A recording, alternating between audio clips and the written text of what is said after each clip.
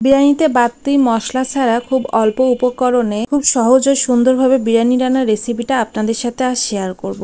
নমস্কার, কেমন আছেন সবাই?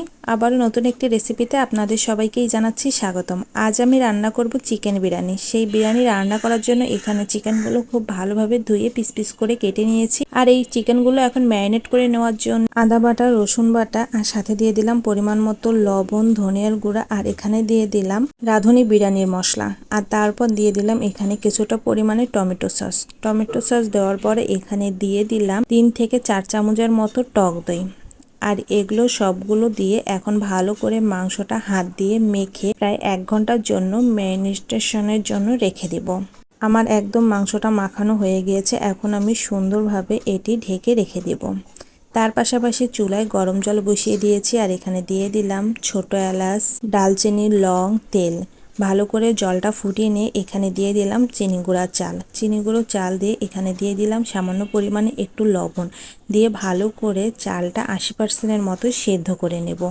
তো এখানে আমার চালটা খুব সুন্দরভাবে ফুটিয়ে উঠতেছে আর আমি কিছুক্ষণ পর পর নেড়ে দেখতেছি যে চালটা কতটা পরিমাণে ফুটিয়ে এসেছে। তো চালটা আমি জল ঝরিতে দিয়েছি আর এখানে আমি চুলায় প্যান বসিয়ে দিয়ে তেল গরম করে নিয়ে পেঁয়াজ বেরেস্তা করে নিয়েছি আর তার পাশাপাশি আলু ভেজে নিয়েছি। বিরিয়ানিতে আলু থাকবে না তা কি কখনো হয়?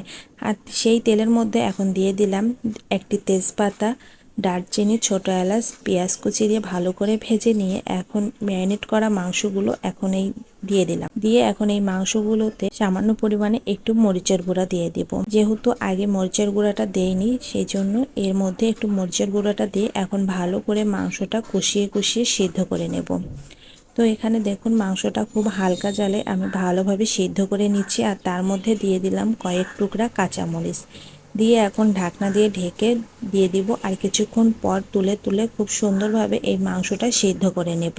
মাংসটা আমার রান্না একদম হয়ে গিয়েছে। এখন আমি এখানে দিয়ে দিলাম যে আলুগুলো ভেজে রেখেছিলাম সে আলুগুলো, কিছুটা কিশমিশ, তার মধ্যে দিয়ে দিলাম কিছুটা কাজু বাদাম আর এখানে দিয়ে দিলাম 3 ফালি লেবু। তো দিয়ে এখানে কিছুটা পেঁয়াজ বেরেস্তা দিয়ে জল ঝরিয়ে রাখা পোলাওয়ের চালটা এখন তার উপরে দিয়ে কিছুটা পরিমাণে কাঁচামরিচগুলো ফাঁকে ফাঁকে দিয়ে দিলাম। দিয়ে উপরে দিয়ে দিলাম পেঁয়াজ বেরেস্তা দিয়ে তার উপর দিয়ে দিলাম 2 চামচের মতো ঘি আর একটু সামান্য পরিমাণে দুধ দিয়ে দিলাম। এখানে আর কোনো বাড়তি মশলা দেব না। দেখুন কোনোভাবেই আমি এখানে কোনো বাড়তি মশলা ব্যবহার করিনি। এখন ঢাকনা দিয়ে ঢেকে দেব। কিছুক্ষণ জাল দিয়ে নেওয়ার পর এখানে তাওয়ার উপর 40 থেকে 45 মিনিটের মতো দমে রাখবো। আমার দমানো হয়ে গিয়েছে। এখন আমি ঢাকনাটা তুলে নিচের যে মাংসটা আছে সেই মাংসটা দিয়ে আমি উপরের চালটা খুব সুন্দরভাবে মিক্সড করে নেব। দেখুন কত সুন্দর আসছে আর কতটা ঝরঝরে হয়েছে আর এখানে কোনো বাড়তি মশলা দেওয়া হয়নি। আপনারা তো অবশ্যই দেখেছেন।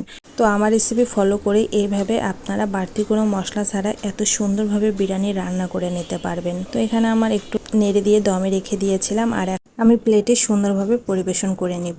তো আজকের আমার এই বিরিয়ানি রেসিপিটা কেমন লাগলো অবশ্যই কমেন্ট করে জানাবেন। যদি ভালো লেগে থাকে তাহলে লাইক ও শেয়ার করবেন। তার সাথে যারা আমার পেজে নতুন ভিডিও দেখতেছেন তারা লাইক ও ফলো দিবেন। তার সাথে আমার ইউটিউব চ্যানেলটি সাবস্ক্রাইব, পাশে বেল আইকন বাটনটি প্রেস করে রাখবেন নতুন নতুন ভিডিও দেখার জন্য। ধন্যবাদ সবাইকে।